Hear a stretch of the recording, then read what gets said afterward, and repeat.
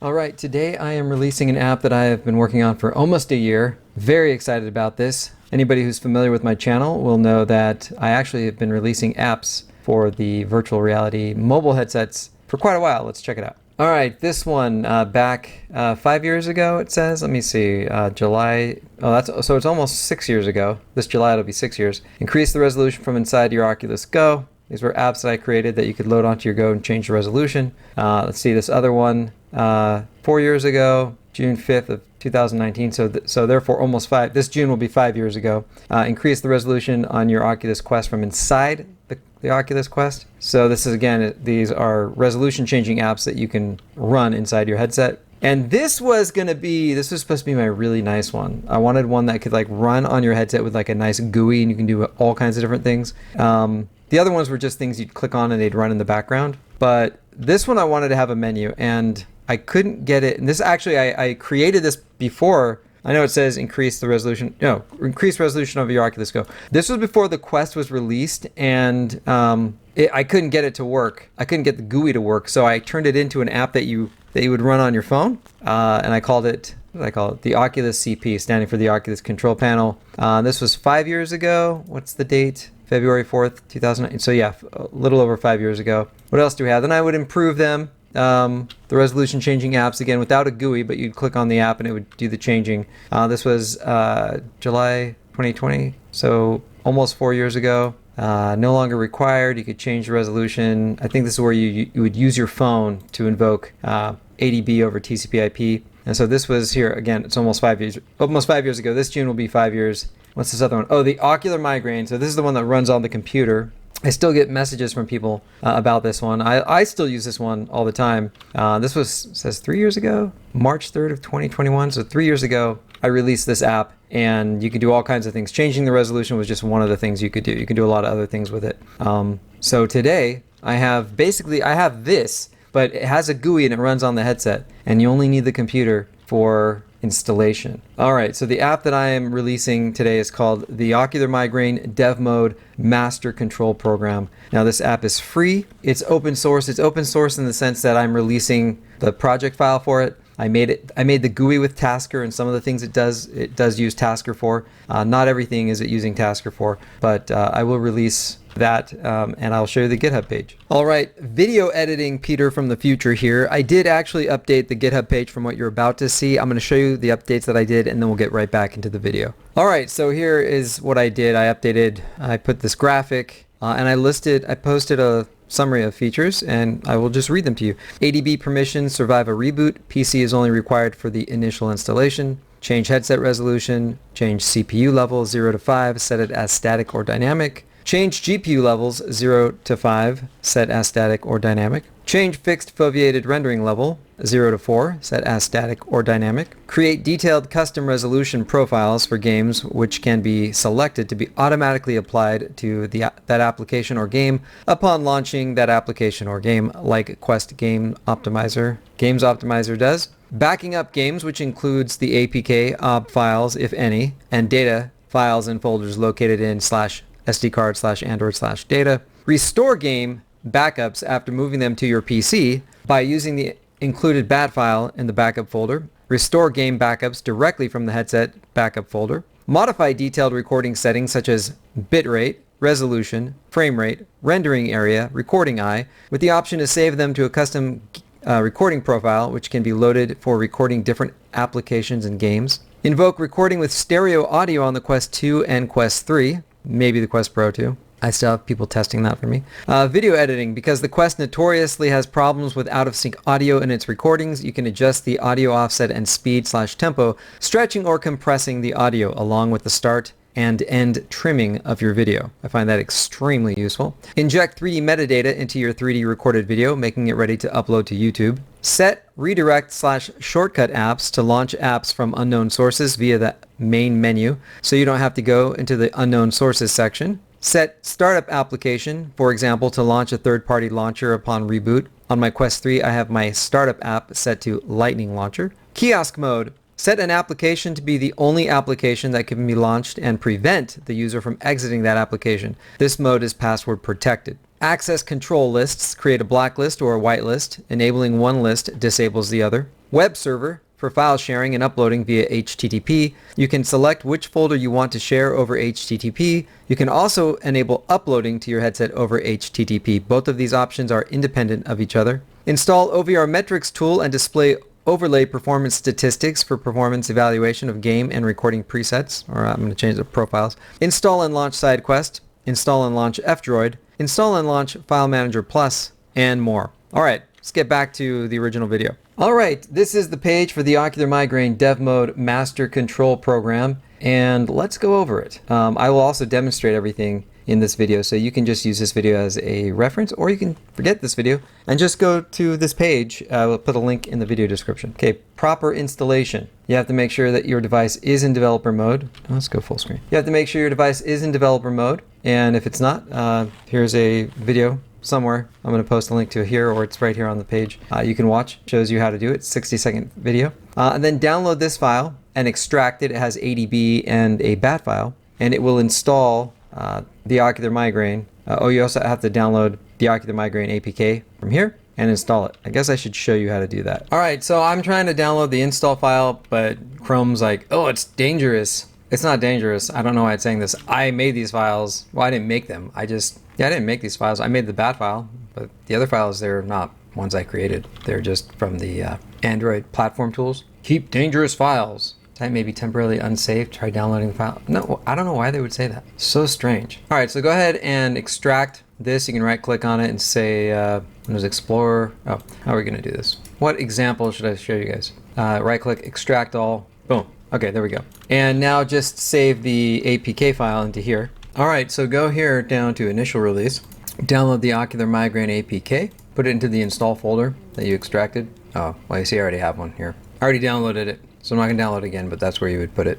After you plug your headset into your computer with your headset in developer mode, drag and drop the APK file onto the BAT file that says installation. Drag and drop it. All right. Make sure you have put your Quest in developer mode first, or this will not work. Press any key to continue, and then you can see the serial number, my Quest 3. If you see your headset serial number listed above, you are good to go. If it says unauthorized, then you must respond to the authorization prompt in the headset with the affirmative. Then you may proceed. If you see nothing, make sure your device is in developer mode, and also make sure it is properly connected to your computer. Press any key to continue. Performing streamed install. Doing an installation right now. Success! Check the above output to see if it was successful. If not, try again. Otherwise, press any key to enable TCP/IP over Wi-Fi port 5555. Yes, so don't close this out yet. On first run, you must authorize it each time it asks you select always allow. This is the only time you will need your computer for this. From here on out, every time you run the Ocular Migraine, the first time after a reboot, you will be prompted one time for authorization. Select always allow, and you're all set. You only have to do this one time per reboot. So what this means is that after we install it, we only need the computer for the installation. That's it. Okay, we're gonna press any key to continue. Restarting in TCP mode port 5555. That means we're good right here. Check the above output to see if it was successful. If so, you may disconnect your headset from the PC and run the Ocular Migraine. Have fun. Okay, so what this means here is that when you first install it and you fire it up, it'll ask you to authorize. Do you want to allow? Well, I'll show you. It's going to ask a total of 3 times, and after the first time it asks you, the program closes out. Then you have to relaunch it. But from then on, after you've done the correct installation, every time you reboot the headset, it will only ask you one time, the very first time you fire it up. Actually, it'll ask you about 10 or 15 seconds after the headset starts. I have it set so that after a certain delay after the headset starts, it'll prompt you for authorization. And once you give it the authorization, you're good for that entire session. Okay, once you have the Ocular Migraine installed, click on Library, go down to Unknown Sources, and then click on the Ocular Migraine, and then just wait. It's going to prompt us once. It's going to show us this new installation detected. It says make sure to correctly follow the installation instructions. Otherwise, this application will not work correctly. If you have followed the installation instructions correctly, you will be prompted 2 to 3 times with a prompt that says allow USB debugging. Each time you must select the option at the bottom which says always allow from this computer. After you select this option the first time, the application will close.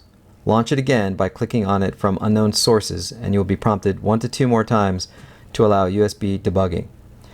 Actually, it needs to prompt us 2 more times. If it only prompts us once, it's going to be a problem. And the second time it prompts us, it'll bring you to a black screen, and you have to hit the meta button or the Oculus button. Tap it once to see the prompt, and that will happen every single time after you reboot the headset. It will prompt you, but the screen will usually go black, and you just have to press the meta button, and you'll see the option. I'll show you what this looks like. So click on if you uncheck show again right here, this is not going to have an effect right on the first time.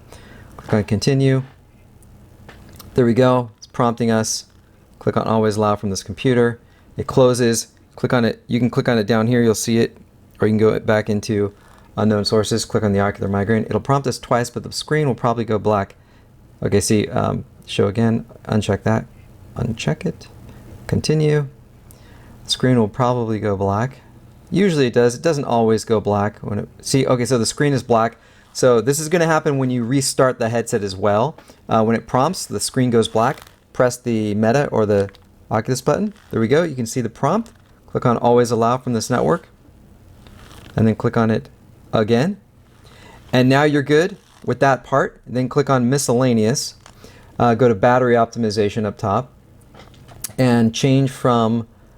It shouldn't show up for not optimized. We have to change it to not optimized. So select all apps. Scroll all the way. Well, not all the way down, but very far down until you find the Ocular Migraine. Let's see. There we go. It says optimizing battery use. Click on it. Change it from optimized to don't optimized. Click on done. The reason for this is otherwise the Quest will probably kill it, which will prevent it from automatically launching applications that you set profiles for. Also select file access permissions and enable that. That helps it with backups. It may or may not be necessary. So if you try doing backups and you're having trouble, make sure that's checkmarked. Go down to notification settings, or there. Now I completely disable this. You don't have to. I recommend it, but it is not required. It is just something that it's not going to do you any good to have it on. They're going to be superfluous notifications that aren't going to be useful, but you can keep them on if you want. I disable them. So you only have to give it permission one time after you reboot the headset. When you reboot it, it'll only ask you one time, and it'll be about 10 seconds after the headset restarts. It'll prompt you to do that.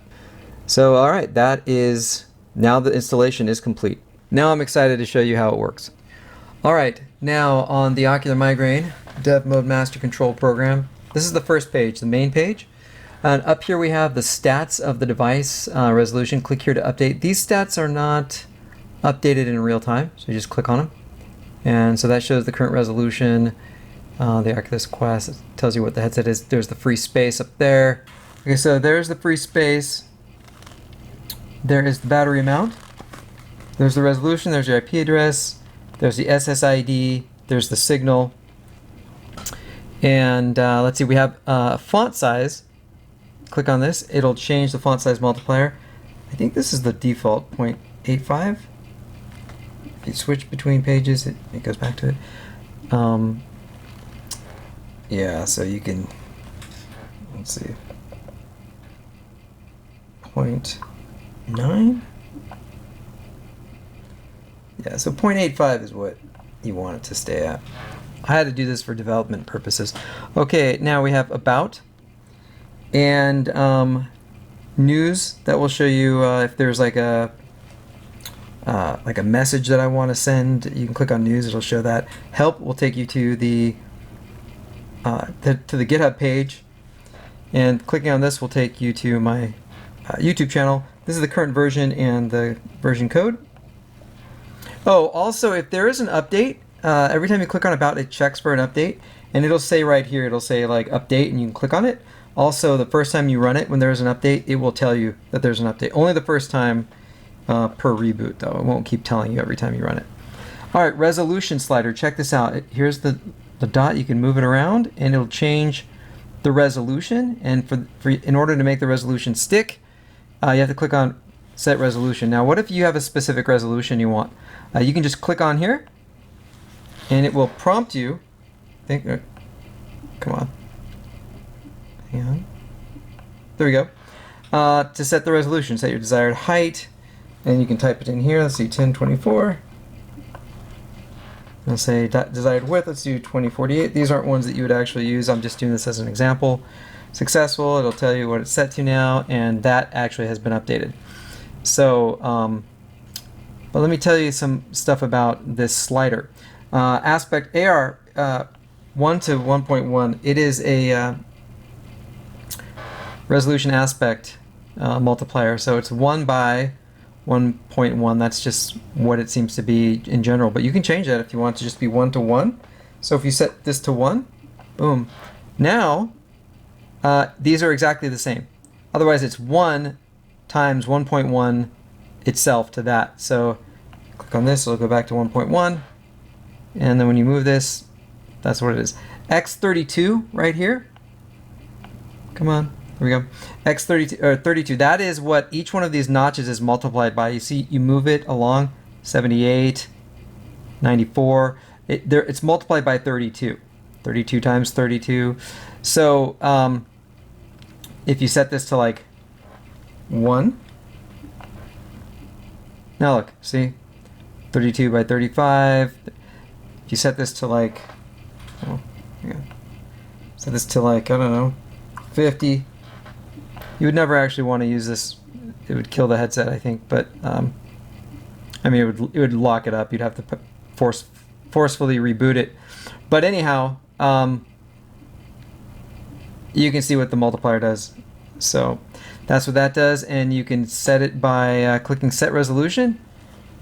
Boom, and now it's set. Now FFR level is the fixed foveated rendering level.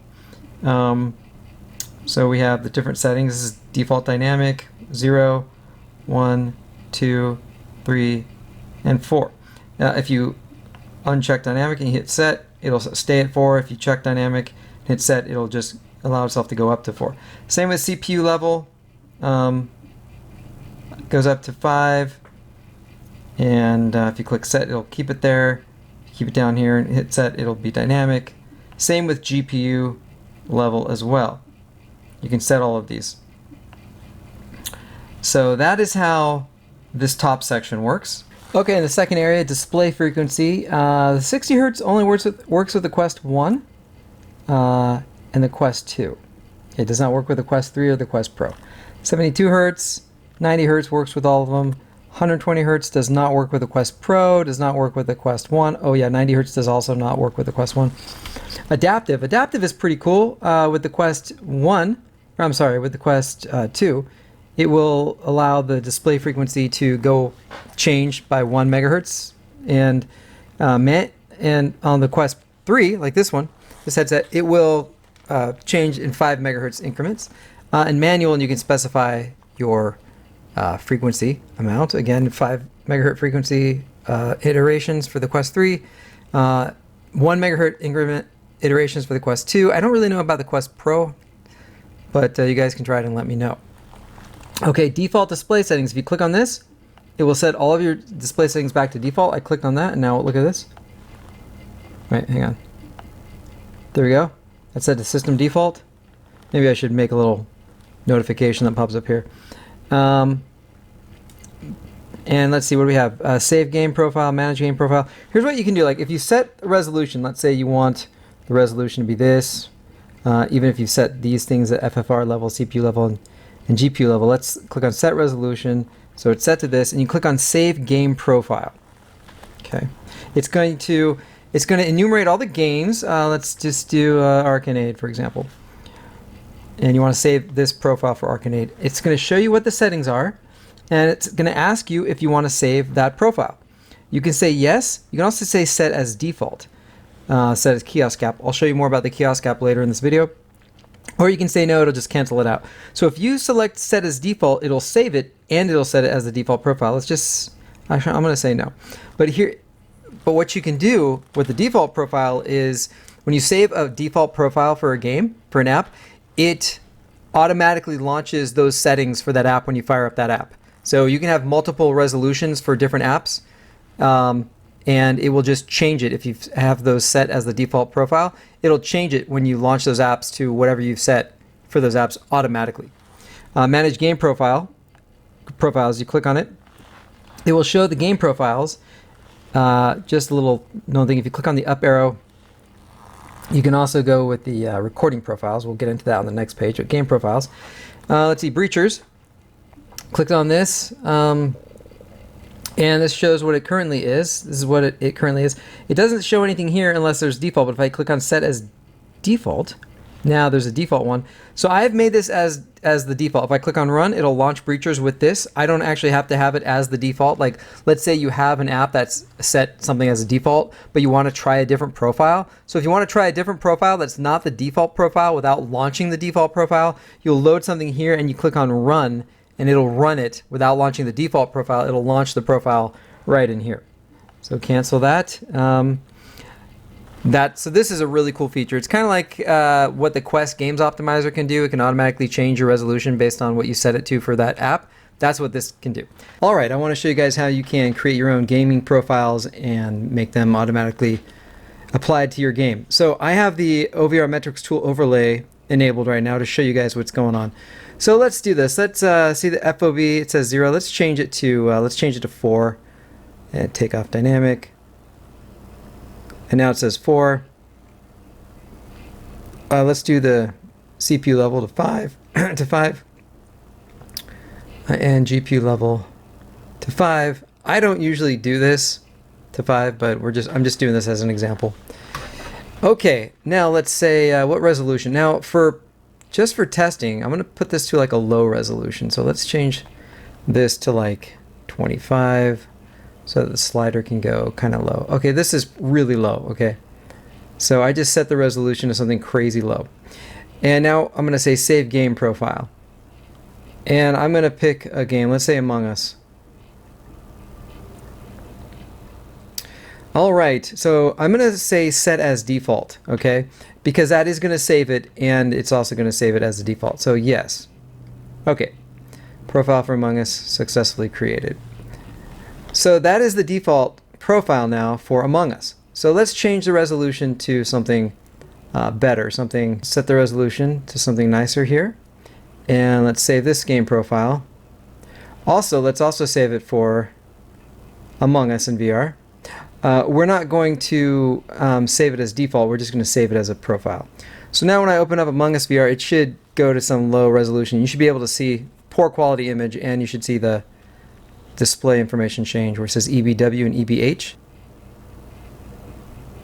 Alright, see that? Look how poor this resolution is. It's just so poor. I'm just doing this as an example to show you how it automatically changes based on the settings in your profile that you save. Okay, so we're going to quit. We're going to go back into the Ocular Migraine here. We're going to say Manage Game Profiles, and we're going to go into Among Us, and we're going to pick a different one. Let's pick this second one here. Oh, really, it's the fourth one. Okay, now it shows us the settings, and we're going to set this as default. Okay, so it's 1950 by 2140. I guess just hit cancel to close this. Maybe I should change that to close. Now we're going to hit on Among Us VR and see what it changes to. See, now it's a better resolution. Here it says 1759 by 1935. Some games don't always. Some games have a built-in setting where they just change their resolution based on a factor of the headset. So sometimes if you set it to something specific and the game doesn't show up that way, that's probably why. All right, let's try this with another game. We're going to save this profile the way it is, and we're going to use this with Art Plunge.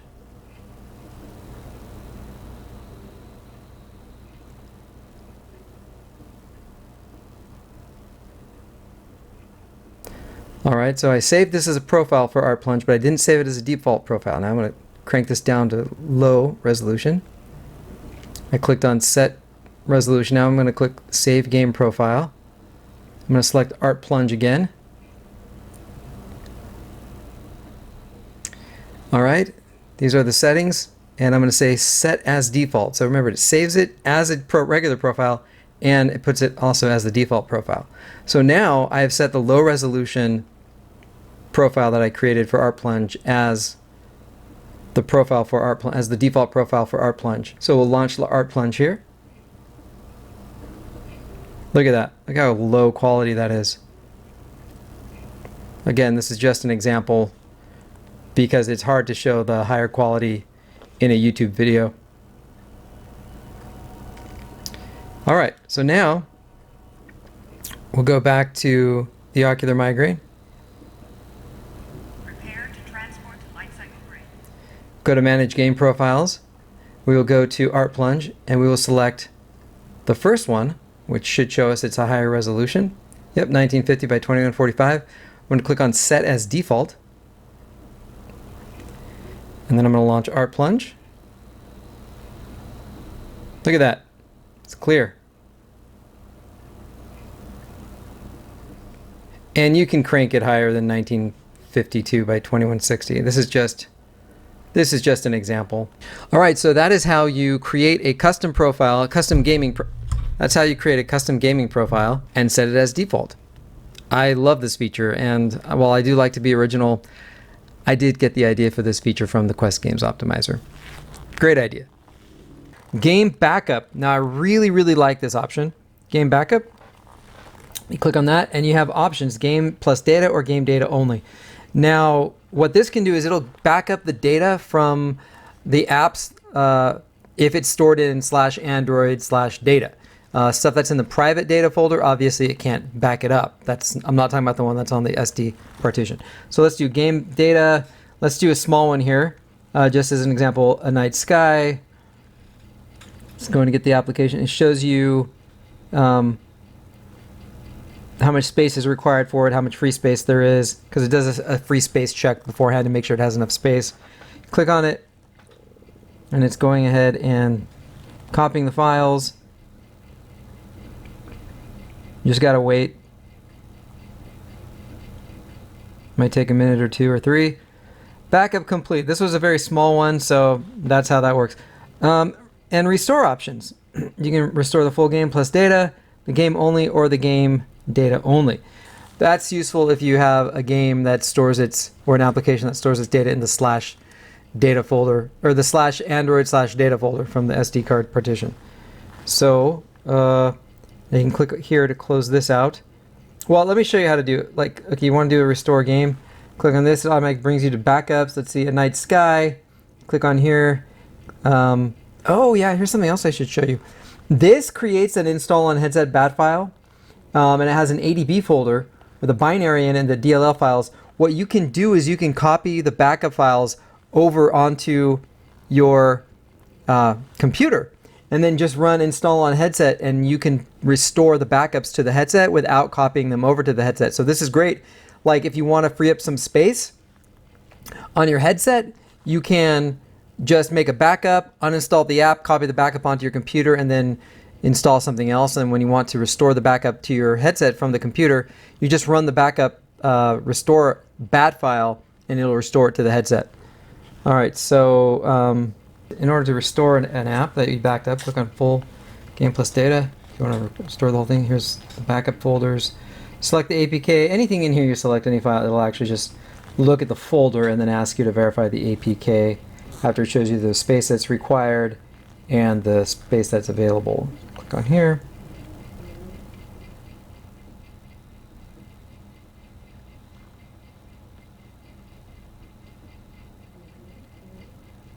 Forming streamed install complete. All right, so it installed the APK and it copied the files over. So we're good. That's how you do backup plus everything. Very similar. Game only just installs the APK. Game data, it just copies the game data over. Okay, I wanted to show you the method of restoring an application or a game that you backed up on the Quest and copied over to your computer, restoring it back up onto the Quest. So once you make a backup, you can connect your Quest to your computer and go to the MCP folder and go into backups, and we will look at a night sky. I'm going to copy this, and we're copying it over to the computer. Then of course, after you've backed it up, you can uninstall it from your computer. You can delete the backup off of your headset. And then when you're ready to install it again, just go over into here, go into the subfolder, double click on install on headset, and here you go. I think the most obvious choice is number one, restore app plus data plus ob. You could also just restore the data in case you didn't uninstall it and you made like some kind of a data checkpoint. Again, this only works for apps that store their data in /SD card /Android/data. There's also a restore ob only option. Not sure if that's useful for anything, but here we go. Press number one, enter. It's doing the streamed install. It's installing the APK file. It will then copy the data folders and the ob folders if there are any. Boom, we're done. There wasn't much data in this backup, so that was very, very quick, but the larger the backup, the longer it'll take. And that's how you do that. So that is how you do the middle section there, the display frequency and all these settings here. Oh, reset all settings to default. It will clear all of the Oculus debug settings, setting them to system default. We'll get more into that later in the miscellaneous page. Now down here, user-defined resolution presets. This is interesting. If you just want some kind of global resolution presets, which include not just the resolution, but the display frequency and CPU and GPU and FFR levels, you can click on here. Now, first you want to set the resolution. You don't set it in the headset, you just set the slider to it. So whatever the slider, so whatever this shows, it pulls from this, and then you just long press, and then it pulls all this information except, okay, that's capture resolution. That's not actually stored, even though that's showing you that's something on the headset, that's actually not stored in this profile. Yeah, these other things aren't stored in that profile. So there we go, that's the resolution, default hertz, FFR 4. It doesn't show the CPU and GPU level settings, but they are in there. So if you click on something that it's not set, you have this, tells you to long press to save it first. I don't know how useful people will find this. Let me know if you guys find this useful. And I can probably add some more of those over here. All right, from the main screen, you can go to recording. And up here we have resolution, recording resolution presets. These are 16:9 aspect ratio, 1920 x 1080, 38, so that's full HD. Then we have 4K, which is 3840 x 2160. Then we have HD, which is 1280 by 720. Then we have over here, these were like because I thought you could do 3D a different way, but anyways, 3840 by 1080, 2560 by 720. And then we have the vertical resolutions, which is for like TikTok or YouTube Shorts, 1080 by 1920 and 720 by 1280. You can also just type in your whatever resolution you want. You click on width and type in your custom resolution. Click on height and type in your custom resolution for the height. And that'll work there. Recording bitrate, you type in whatever bitrate you want. I have it set to 40, but you can type in whatever you want.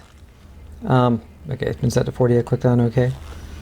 Okay, recording frame rate. Now the frame rate, 60, 72, 90 hertz, 120 hertz, or I'm sorry, 120 frames per second. So yeah, the Quest 1 can't do anything over 72.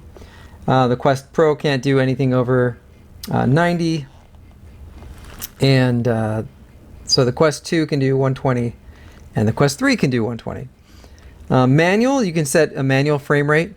If for some reason you want a frame rate other than this, you can do that. Hertz, FPS, what that does is it just tells it to record the frame rate matching the display refresh rate. That's what that does. Recording eye, left, both, or right. Both is for 3D, if you want to do 3D. Left or right. Now this start recording and stop recording, this is, it uses something called MetaCam. And on the Quest 3, it actually records audio in stereo because the native Quest 3 recording using this button or using the menu, the built-in menu, has mono audio. Now, while this does work on the Quest 1, it's still just mono audio, so it's kind of superfluous. And I don't know if this works on the Quest Pro. It might. So yeah. Okay, now FOV crop, optimal crop. What this does is you can crop, when you set a crop, all of the rendering resolution that you have set from main here, all this resolution gets pushed into the crop. Instead of it cropping off resolution, it just squeezes the visual. The visual crop. How do I put this? Normally, cropping is you cut something off, and while it does cut off the visual area, what it does is it crops the area that it's going to render. So it renders into a smaller area, but it squeezes all the pixels that you've set for the resolution to render in that area. So it actually increases quality when you do a recording. So when you do a recording with the crop on, you have better visual quality than if you don't. So you can manually set the crop if you want, outward, inward, up, and down. Or I have an optimal crop set up. But if for some reason you don't like the optimal crop or you want something different, you can set your own. Remove crop, it just gets rid of the crop, exactly what it says.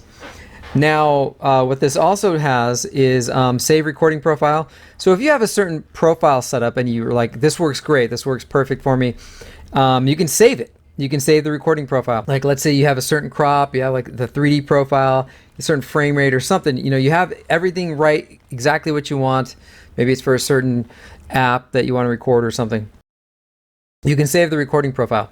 You can then go back and load the recording profile based on what app you want. You can also set these as default profiles. If you go to main and you go to manage game profiles and you just go, it defaults to the game profiles directory. You can just go up and select recording profiles, and you can find ones in there, and you can set those as default profiles. So back to recording. All right, I'm going to show you how to save and load a recording profile. So first what you would do is you would select the resolution that you want to record at. You select one of these presets, or you type it in yourself here. You would set the recording bit rate. You would select one of these frame rate options. You could set also one of these iRecording options. You can select FOV Crop. And whatever you select or don't select, it's going to be saved to this recording profile. Then you would click on Save Recording Profile. It'll get a list of applications, and it has to be bound to an application or at least saved under an applications folder, but it doesn't have to be just for that application. For example, let's say ARC and AID. Say we want to use it for that one. And it's pulling all of the recording information, putting it into an array, and it's going to spit it back out. Show you what it is. Okay, recording resolution. Oh, no, that's the device resolution. That just means it's default. Everything else is just set to default. This is the recording resolution right now. I'm recording at 2048 by 2048 and 25 megabits per second. Everything else is eye capture is set to 0, which is, I think, the left eye. So it's saying, do you want to create this recording profile with these settings? You say yes. Okay. So now how do you use it? You would click on Load Recording Profile. It says Pick, and you can go anywhere in here. Let's go ahead and go to the ARC and AID one. Select it. And now this shows us what the settings are, and we can just say Load Only. Delete would be delete it. Cancel will just close this out. Load will just load those settings onto the headset. A run would actually run the game with these recording settings as well. So I'll show you also, you can do this option to look at the other settings as well. Let's do Paper Birds. And we see I was running this at the default resolution. I recorded this at 4K. Eye capture is 2, which I could probably make it so that it explains if it's left, right, or 3D. I should probably do that, but right now this is what we have. So this is an example. So again, you could just click on Load Only, and then you could just use it to record whatever you want. It doesn't have to just be that app or that game that you saved it under.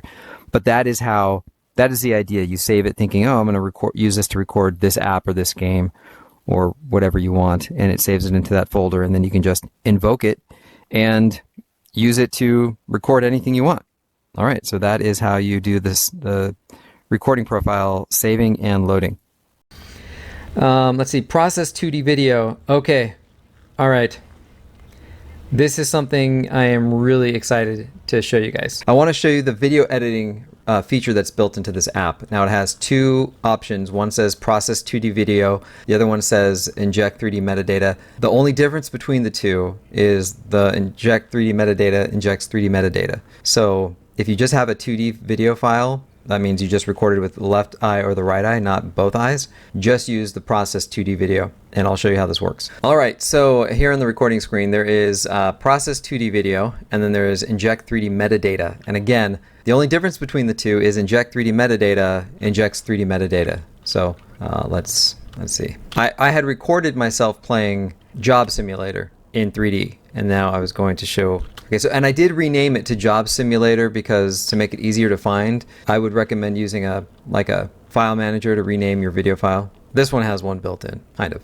I'll show you later. There we go, and then you select it again, confirm the selection. Set audio offset. One of the things that the Quest does, one of the problems with the Quest is it's notorious for when you record a game or something, the audio is off. Either it's off in the whole video, or it starts being fine and throughout the video it gets messed up. So I made two options. You can set the audio offset, and for me, what I found, like the settings I have on my headset right now, I did save to a file the settings. I'll show you about that in the miscellaneous screen. You can save all of your headset settings to a file and then load them.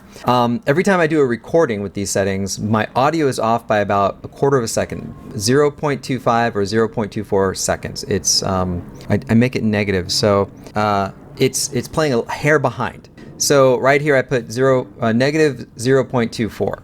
So what this is going to do is it's going to shift the audio to play negative 0.24. It makes it go up ahead. It pushes it ahead. I know it kind of it sounds weird. It's negative, you'd think it would go back, but it pushes the audio ahead. You can change the offset of the audio. And sometimes, though, what happens when you make a recording is the audio might seem like it's fine at the beginning, but it gets off during the rest of the video.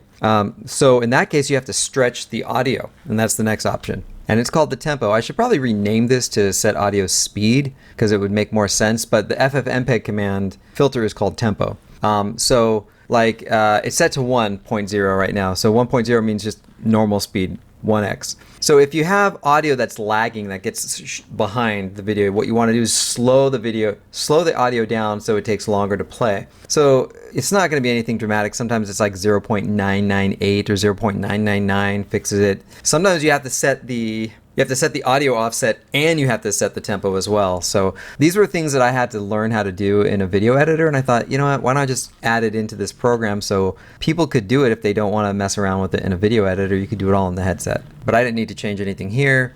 Now, I did know what my trim, it's going to ask you when to trim the video, the beginning and the end of the video. So you watch your video first. You say, where do I want to start? I knew that it was at, I think it was 7 seconds on this one, where I knew I wanted to start, and I knew where I wanted to end. So you'll see, typing it in here. Yeah, so that's 7 seconds. And then, see, this is set to 9 hours by default, which means if you don't want to trim the end of it, just keep it to 9 hours. Your video is not going to be 9 hours, so you won't trim anything at the end of it. But I knew where I wanted to trim, so 17, 21. And right now, the way this works is wherever you trim, it seems like the audio gets cut off a second or two before the trim point.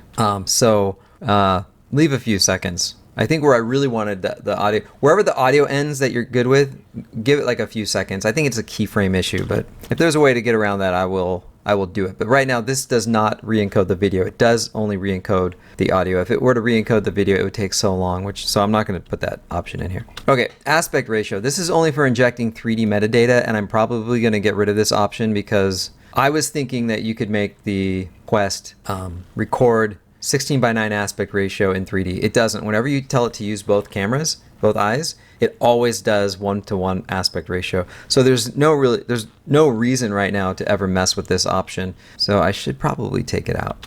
And right here, I do expose the whole FFmpeg command. If somebody wants to mess with it and they're an advanced user and they want to change the command or do something in here, or just look at it because they're curious, it's right here. You can change it if you want. But right here, you can see it will save your file. Like whatever you set the tempo at or the offset, it will save the file with a file name indicating that. So if you want to know, like, hey, I don't know what offset I need, so I'm going to try a few different settings, it'll save those settings in the file name so you can look at them and see and not have to use those same settings again if they're wrong. So then you click OK, and then it'll show you the processing settings. It shows you the command that's going to be run, the file that's selected, and it says click here to continue. So audio offset is negative 0.24, audio tempo is 1, aspect ratio is 1:1, trim time start and trim time end, and then you click on OK. And this one actually took, so this does its thing and it plays some audio when it's doing it to let you know something's happening. And this one actually took like 3 or 4 minutes, I think. I was sitting there. It's a 17-minute video. And when it's done, this is what it shows you, the output result. I'm going to get rid of these other variables, but this is the output result. You can scroll down, you can see everything that it did, and then this is the processing information. It started at 2.9187. So this is the speed at which it is encoding the audio, again, because it doesn't re-encode the video. So it'll take a few minutes. And then using the built-in web server, I was able to, which I haven't gone over yet, I was able to download the video file from my headset to my computer, and I uploaded it to YouTube. And here it is. I have not made it public yet, but here's the video. It's All right, password. Oh, a message. Yeah. So I think it's very fun to be able to to do your video recording and editing in the headset, and then just throw it over and post it. I really like this feature. I hope a lot of people like it too. I guess it would really be geared toward content creators. Okay, the other options we have here, adaclocks. Now I don't really fully understand adaclocks. I could not find any official documentation from Meta or Oculus about it. However, if you look up, like, what are the best ADB commands for recording to make a good recording, they always have this set to 0. And looking at the MetaQuest Development Hub, it does set this to 0 when it sends the commands to the headset. So I put this in there. One of the things, not only does it set this to 0, it also sets CPU and GPU level to 5. So that is, again, when you save recording profile, it pulls that information and saves it to the profile. According to ChatGPT, she thinks that it has to do with dynamic audio clocks. And I asked her, I was like, hey, how did you know this, since there's no official documentation? And she's just like, I'm smart, so I know stuff, basically is what she said. You can ask her about it. Swap interval. I don't fully understand this. On the GitHub page, I did put a link to, I guess, an in-depth explanation of it. From basically, basically what I understand is the swap interval is how often the recording pulls the refresh, the display, when it does a recording. So if set to 1, it means every frame that the display shows, it pulls that frame. And puts it into the recording. So if you put 2, it goes every other frame. 3, every third frame. From what I understand, that's what it does. Sometimes it makes it, like, when you're trying to record and doing it, it looks laggy or jittery when you're playing, but the recording doesn't. So I can't imagine any reason to set this to anything other than 1, but the MetaQuest Development Hub does set it to 2 sometimes, and I'm not sure it should be doing it. But anyways, I put that in here. Again, all of this stuff gets saved when you save your recording profile if you want to mess with that. Reset recording to default. That sets all of the recording settings on this page to default. It just clears them, so it sets it to system default. And that is it for the recording page. All right, the next page that we have is tools. This top section, install APK via ADB. So this does have ADB binary in it, and if you click on this, it will ask you to find an APK file and install it directly using ADB. I guess I don't have it set up to not try to install it if you click on cancel. Anyways, I'll fix that. ADB command. You can type in an ADB command, it'll run it. Now it should show it up in here. For some reason it gets weird and it shows the text vertically. I'll try to fix that. Now these are things that probably almost nobody's going to actually use. Maybe I'll get rid of them. You guys let me know. Shell command, it's just runs a shell command, regular shell command. And this one runs an ADB shell command. And the outputs get shown right here in this area right here. So again, probably not something most people will use, and depending on user feedback, I might just get rid of those options. Well, I'll keep the install APK via ADB. Okay, enable OVR metrics tool overlay. Now this, watch this, if you click it, it'll bring up the OVR metrics tool overlay. I don't know if that's being picked up in the recording right now or not, but, and if you don't have, turn it off, it specifically brings up the overlay in a certain spot with certain details. So if you don't have the OVR metrics tool installed, this will actually install it for you and then launch it. And this is useful for when you are trying to play with different resolutions for different games and you're testing out different profiles that you're trying to create. It'll show you the performance and it'll help you understand what's happening. File Manager. Now this, click on it, it will open up File Manager Plus. Now if you don't have it installed, it will download it and then install it and then open it. And this is how I did, like, I renamed, or this is one way you can like rename your video files so they're easier to find if you have a bunch of video files you're trying to sort through to process. And if you hit the Y button, it'll go back and go to exit. SideQuest, if you click on SideQuest, it will, if you don't have SideQuest installed, it will download it and install it and then open it. Boom. And there's SideQuest. SideQuest is a third-party VR application market and probably mostly everybody watching this knows what SideQuest is. So I thought it would be really cool to put a link to it in there. And then yeah, okay. I'll have to close this and then reopen the Ocular Migraine. Okay, F-Droid. If you click on F-Droid, if you don't have F-Droid installed, it will install it for you and then launch it. It is a third-party Android market, and you just click on it. You can search for stuff.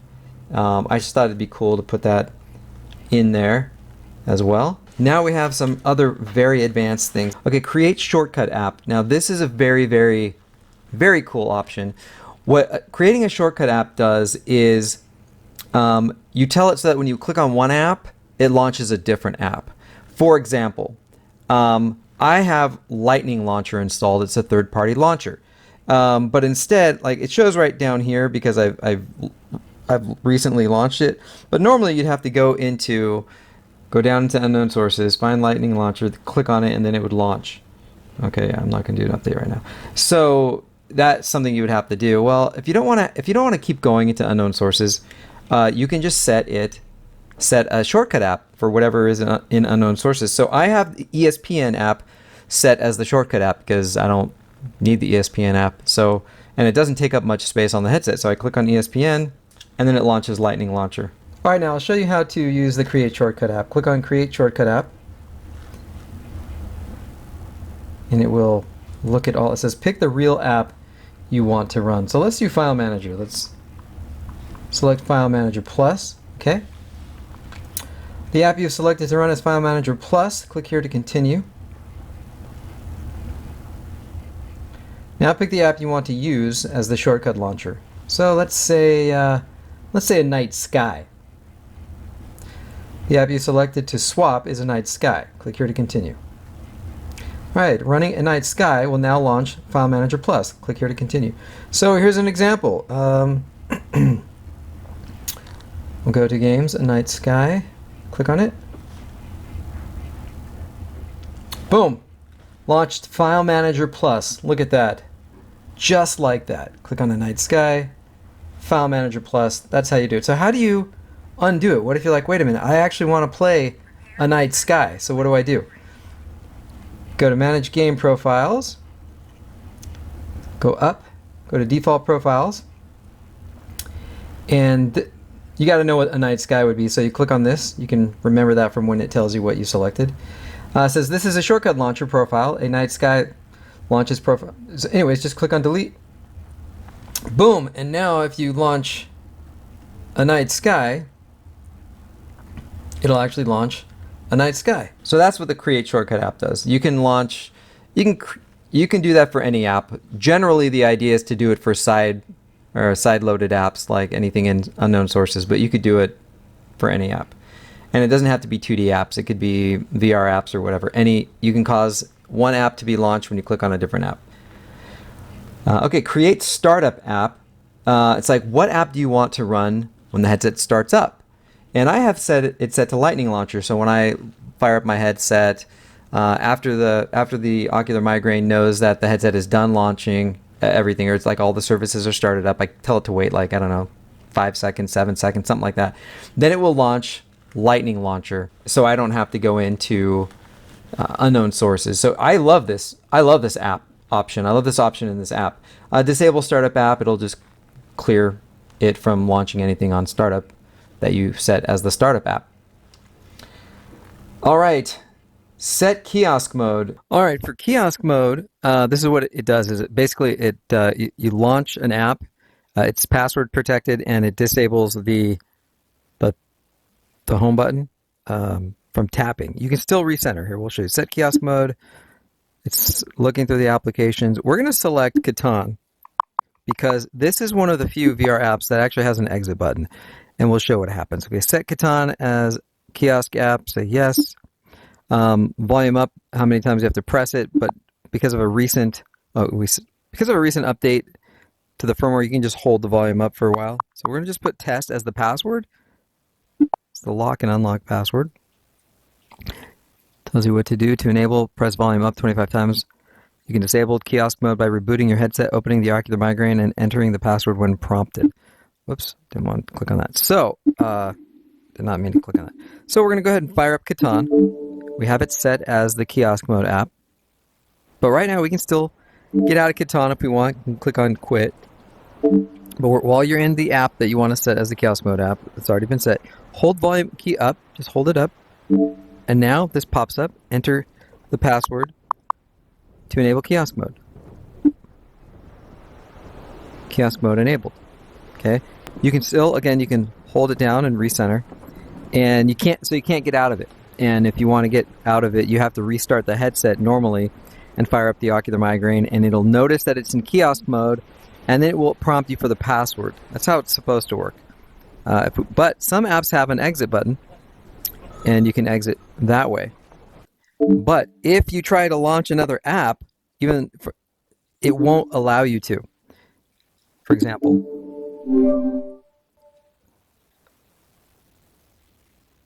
some apps you can still get out of, but you can't run other VR apps while Kiosk Mode is enabled. So how do you get out of Kiosk Mode? Well, normally you have to restart the headset and fire up the Ocular Migraine, but since this has an exit button, I'll show you how to disable Kiosk Mode. You can pretend we just rebooted. Click on the Ocular Migraine. Oh, see, yeah, sometimes it still won't let you even run the Ocular Migraine. So it's firing back up Catan, but sometimes it should let you, I think. But again, you're normally just supposed to reboot the headset. So here we go. Okay, so then you click on the Ocular Migraine. What normally you do is you reboot the headset, you click on the Ocular Migraine, fires up, and it should prompt you. It can tell that it's in Kiosk Mode, and now it prompts you to type in the password. So we're typing in the password. Boom, Kiosk Mode disabled. Now, if you type in the wrong password, it will launch the Kiosk Mode app, which in this case is Catan. So that is how Kiosk Mode works. And then if you just like, I don't want to have Kiosk Mode, because what if you still have Kiosk Mode, but you accidentally hold the volume up button and it'll prompt you for the password? You can just click on Unset Kiosk Mode, just type in the password, and yeah, it gets rid of the Kiosk Mode information. So that is how Kiosk Mode works. Okay, down here at the very bottom, access lists.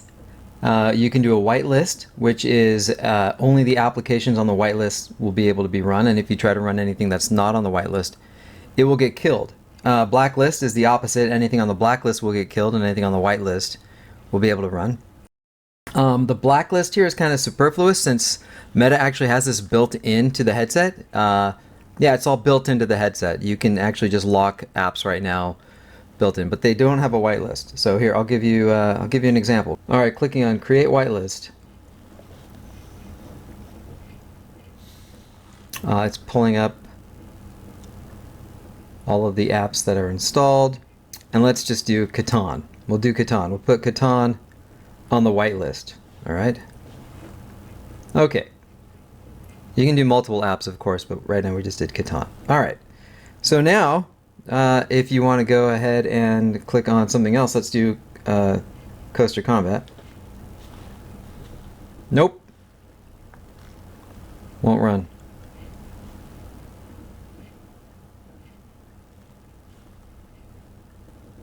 Let's see, what else? Try Job Simulator. Nope, killed it. Let's do Catan. Boom. Catan is firing up. All right. See, that worked just fine. Okay. So that is an example of whitelist. Now, if you want, now you can't, if you have the whitelist enabled, the blacklist gets disabled. If you have the blacklist enabled, the whitelist gets disabled. They disable each other, whichever one you click on. Disable access list. Well, what this does is it just saves the list, but it disables it.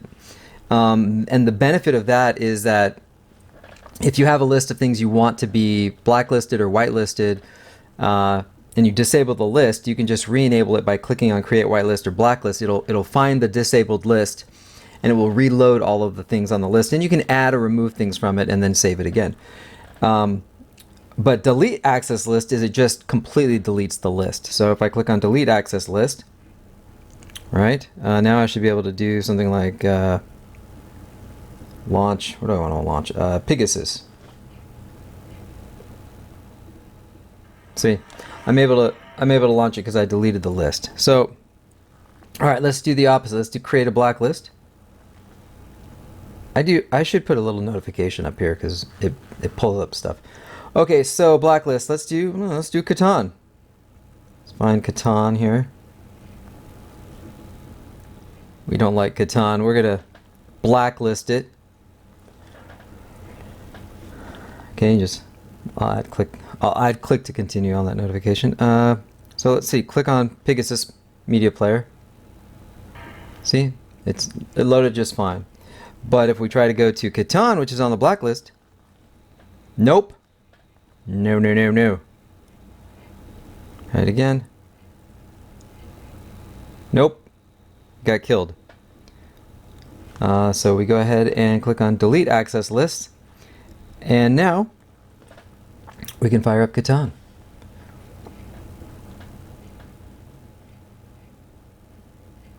All right, see? And that worked just fine. And there are two enforcement methods right here, 1 and 2. As it is right now, I don't remember the details, but if one doesn't work, try the other one. Just click on it. And it switches to different enforcement methods. So that is access lists. All right, on the miscellaneous page, I have updated this during the video. There's now 4 options of these. Okay, so switch app launch detection method. By default, it's app change. And there is a cooldown between detecting app changes. Like this one has like 5 seconds. And then if you click on this, click on it, it switches to logcat. And that is a 3-second cooldown, I think. So anyhow, app change. Let's see, for example, if you click on ESPN, I have this set to, here, let me actually open Lightning Launcher, I'll close it. I have ESPN set to the shortcut for Lightning Launcher. Click on it. And then boom, it opens up Lightning Launcher. For app change, but can I fire back up Ocular Migraine? Prepare to transport to light cycle grade. If I change it to logcat, click on ESPN. Well, it doesn't detect it if it's already open. So when you switch to logcat, what it'll do when it detects it is it'll kill the original app. Actually, I probably should add that to the app detection method. It's kind of weird. I don't know why it does it like this, but it like opens it within the Ocular Migraine. Now if I click on it, boom. Okay, so it seems like if the Ocular Migraine is open while logcat method is going, it opens things, 2D apps within it, like that. See, it says the Ocular Migraine up top. So there are pros and cons to using the logcat method. I might be able to change that, but they both work very well. It's just for 2D apps. There's just that little idiosyncrasy. So anyhow, okay, now I've already gone over these 4 options: the battery optimization, the notification settings, the file access permission, and the Android settings. I've gone over those already. Now these 4 down here are user-defined ADB shell commands. Now the benefit of this is if for some reason I don't update this app in a while, or there's a new ADB command that does something on the headsets, or there's something I left out and haven't added it yet, you can create your own. So what you do is you long hold something down here, and then you just type in whatever you want. Let's say a uname, for example, uname. Whoops, uname, just type it if I can type. Uname, that's the command. So if you, now it says that's the command that runs, click on it. Result is Linux. Also the results, the outputs of this will show up on tools. It'll show up in this console output right here. Well, let's say you want to have multiple commands, right? Just click on here and separate the commands by a semicolon. You can say echo, this is a test. And then let's do another command, who am I? So these are 3 commands. There's uname, echo, this is a test, and who am I? Boom. Click on it. And there it is. And if you go to tools here, you see the output. Now, you can actually, these are actually, they turn into text files in the headset. I'll tell you show you where to go. Go to File Manager. This will be in MCP. scripts. And what you can do is you can just modify, you can put a whole script in here, just separate the commands with a semicolon, and then these buttons will just run, they will just run scripts, the scripts that you put in there. Alright, so the next thing that I want to show you is the file sharing web server, which is pretty amazing. Okay, I love this feature, the file sharing web server. This is so you can share your file system to your computer, your phone, or something on the same network. Okay, so toggle server, you click this, file system host is enabled. And that is the URL that you would go to up top. Sharing folder, this shows the folder that you're sharing, but you can change that if you click on set server. So you need to pick a file inside of the folder you wish to share, then that entire folder will be shared. Click here to continue. It tells you the same thing there. It tells you that, oh, this is something, that's something different. Anyways, that's telling you that you should click on here.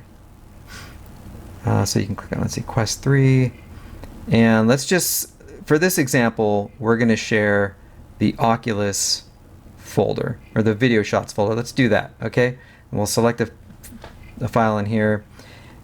And now that folder is being shared. And now let's go to the computer and we will access.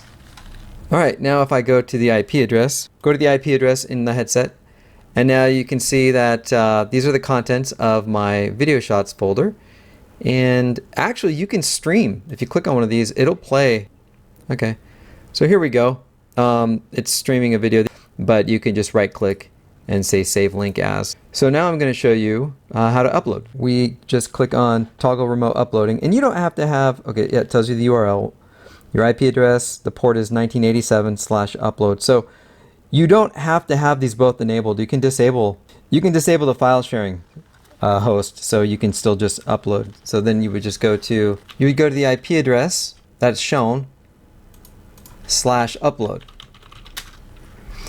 And then it'll show you this upload form, and you can choose a file to upload. The file size limitation right now is 2 gigabytes, so you're not going to be uploading giant video files to your headset this way. I mean, if they're under 2 gigs, you can. By default, it uploads it to a folder named uploaded, but you could type in a different folder name here. So you could just put in like test upload, and it would create a test upload folder that whatever file you selected would be uploaded to. You could test upload /test2, and then that would create a second folder. So let's see, what file should we upload? Let's select a file. All right, here's a thumbnail from a video I just posted, 3D video. Select it, click upload, and it says okay, bam. You just hit back. If you want to upload again, you want to refresh it. But so let's check out in the headset where it's at. Open up File Manager, main storage. Let's see, is the folder there? Let's see. Test upload, test2, and here is the image that we uploaded. Yeah, I absolutely love this feature of the headset, of this application. I use it quite a bit. I really like it. All right, the last part of this, what do we have here? Restart home environment. Now, if for some reason you wanted to change the resolution in your home environment, when you go here and you set the resolution, it doesn't change it in the home environment until you restart the home environment. So you'd have to hit restart home environment, or if some reason your home environment crashed and you wanted to a higher resolution got invoked and it's kind of laggy, you just hit restart home environment after you change the resolution back to default. Check enabled profiles. This is something that's kind of like for troubleshooting, diagnostic stuff. I'm probably going to make some of these options toggleable with a debug check mark or something, but right now these are the profiles that are enabled. Devices, this is for the built-in ADB, restart ADB. Again, these things are something that probably nobody's really going to need.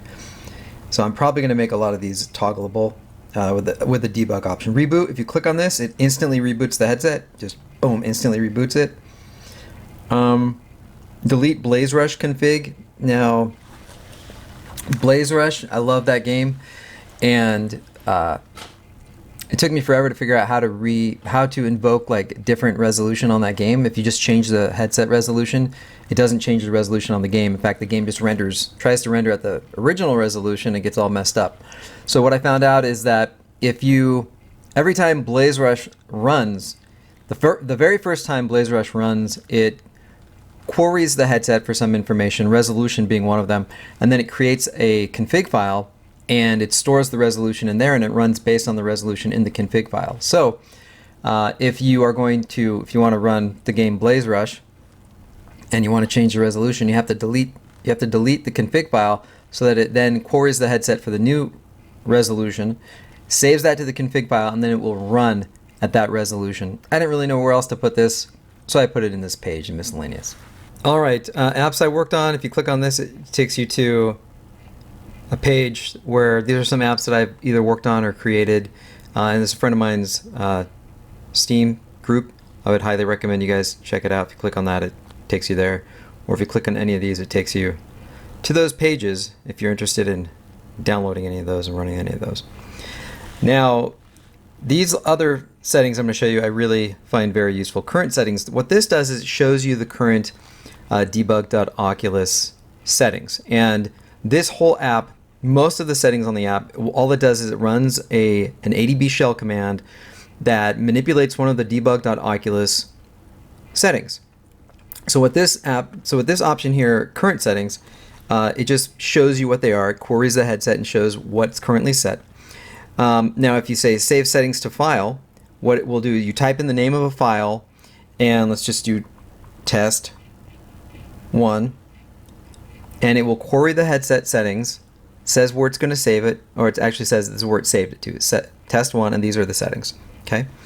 So, well, what's the benefit of that? The benefit is, for example, if you have a bunch of settings, like your headset is working exactly the way you want for recording a certain type of way, or for a certain game, or something else, or you're just trying to do some experimental things, instead of creating a gaming profile and a recording profile or something, you can just save all of the settings of the headset to a file and then load it later.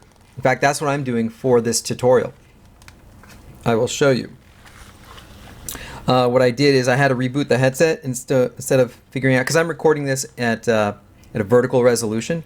So I just went to load settings from file and I selected OBS tutorial. It shows me what the settings are going to be that it loads, and I click on it, and then it says that they've been applied. Now sometimes you have to turn the screen off and on, so press the power button, just tap it once, wait a second, and then tap it again for some of these to become in effect. So now load system settings. Now what this does, I'm going to click on current settings. I'm not going to click on load system settings, but I'm going to explain what it does. What this does is it clears all of the settings in here, all of the Oculus debug settings. Now, generally what that does is it will cause the headset to go back to all of the system defaults. However, there are a few settings that when you boot up the headset aren't blank. They actually have something set in them. You can't always just save a default profile setting and then load it again if you want to do that. If you run into any bugs or you have any feature requests, you can join my Discord server and bring them up there, or you can also just post on the GitHub page. I would prefer you post on the GitHub page. It would be easier to track, but you can also join the Discord server. I just spent the last day and a half trying to come up with a better logo. So the one that you see in the startup screen in the video is actually going to be different on the application. All right. My plan for this app is to actually migrate the GUI over to a web interface. I have another application on the Oculus Go called the Oculus Go Control Panel, which I haven't posted anything about yet on my YouTube channel, and it's all a web interface. So my hope is to get a cleaner interface, move this all over to a web interface, but right now it is what it is. So I'll catch you guys later. Thanks for watching.